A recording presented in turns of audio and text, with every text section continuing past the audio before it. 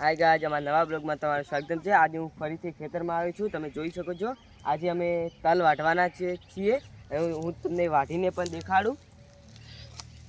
આ છે તે તલ અને આના અંદર તમે જોઈ શકો છો અને અંદર જ તલ આવે છે અને બીજા પણ હું તમને વાટીને દેખાડું।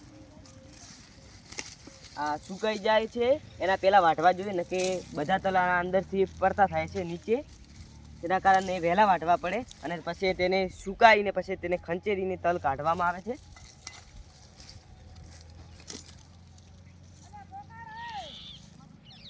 દેખો ગાઈસ, મેં આટલા તલ વાટી નાખ્યા છે, તમે જોઈ શકો છો। આ હમણાં લીલા છે અને એને ભારો કરીને બધા સુકાવીને પછી તેને ખંચેરશું અને તેમાંથી તલ નીકાળશું।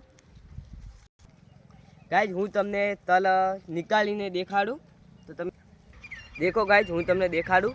આ છે તે તલ, તમે જોઈ શકો છો એકદમ સફેદ અને ઝીણા ઝીણા।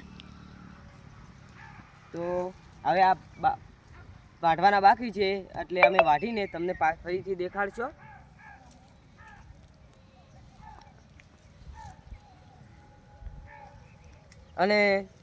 અને મોરસ સાથે ખાવામાં પણ વધારે મજા આવે છે, તો તમે જરૂરથી ટ્રાય કરજો ઘરે।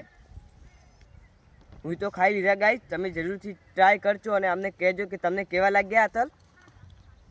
તો નવા બ્લોગમાં મળશું।